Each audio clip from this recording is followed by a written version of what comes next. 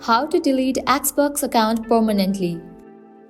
Let's get started. Open any of the browser and head towards xbox.com and make sure you are already logged into your Xbox account. Now click on the profile icon. You'll see the option of My Microsoft account. Click on that option.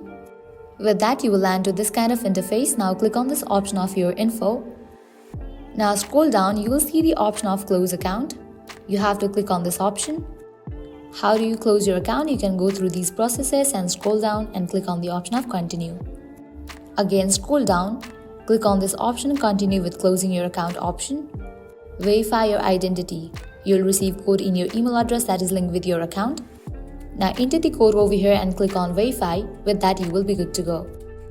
Now you have to check in for all these options and then scroll all the way down and click on this drop down to select a reason why do you want to delete your account. And then click on the option mark account for closure.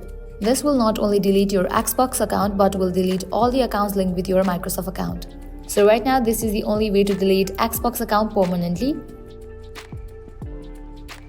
If this video was helpful, make sure to like, share and subscribe to our channel. Thank you.